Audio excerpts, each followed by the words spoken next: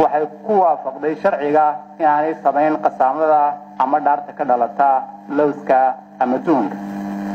10 in sida ku cad jawaabaha kor ku xusan ay maxkamadda sare uga jawaabtay dhammaan asbaabihii cabashada ee qareennada difaaca cabashadoodu aanay waafaqsanayn faqradda 2 qodobka 232 xeerka habka ciqaabta oo loo cuskaday asbaabta cabashada ee ay ku dureen xukunka maxkamadda rafcaanka gobolka Banaadir ee sumadiisa iyo taariikhdiisa kor lagu sheegay. xukunka maxkamadda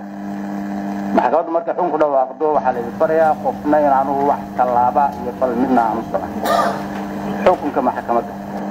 asbaabta kor ku faahfaahsan darteed maxkamadda sare ee Jamhuuriyadda Federaalka Soomaaliya waxa ay diiday cabashada eedeysan Sayid Cali Macalin Daawud ee ku taariikhaysan 15 bisha 6 2024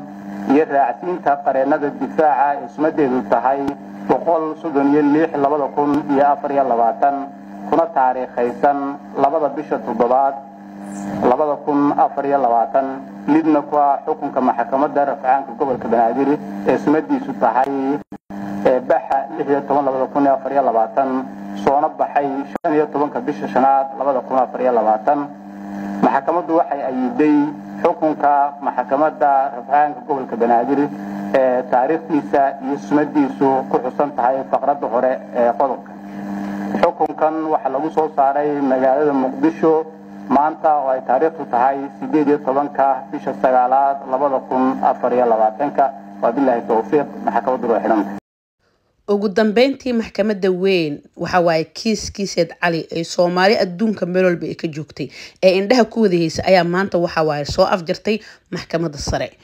taas oo waxa ay diiday cabashadii oo Sayid Cali uu soo dirsaday oo sidoo kale tan raacday xukunkii ee maaragtay maxkamadda racfaanka ay ku riday oo sidoo kale tan maxkamaddii ka horeysana hore ay ugu riday kaas oo yahay dil toogasho. dhammaan waxa waaye Soomaalida taageersaneed luul maaragtay maanta waxa waaye way faraxsan yihiin rabayna in ay hesho maaragtay xaqeeda. run ahaantii aad iyo aad ayaan uga damqanay asa dumar ahaan asa bili aadan asa Soomaali gabadhaas dhibka gaaray aad iyo aad wax macnaha bili aadan ka bax ay ahayd. waxaan arkay dad badan oo waxa waaye life intay soo koreen dhahan hala gubo haddaba taas mid dhacaysa ma ahan ma fahanteen sababtay taa waxa shariicada islaamka ma qabto dawlad ayaa xukunta ninkan ayaga ayaana sidii ay maaragtay shariicada islaamka qabto u qasaasayo. sidoo kale tan waxa waaye waxay arintan tusaale u noqon doontaa ninkii isku dayo inuu maaragtay tanoo falkan oo kale amba fal maaragtay xushniimo ah kula dhaqmo xaaskiisa. dawladda Ilaahay ha noo barakeeyo walaasheen waxa waaye waxay heshay cadaalad ay heshay Allah u naxariisto kitaabkeeda dhinac midig Allah ka siiyo. adiga maxay kula tahay arintan ma cadaalada is leedahay mase waxaad raacsan tahay qoyska Sayid Cali oo dhaheen wiilkeena waxa ku dhacday cadaalad daro adiga oo ka hadlayo daacadnimo oo fiirinaya sida walaasha kale oo fiirinaya xagga commentiga bal nagu la wadaag aad iyo aad u mahadsantahay.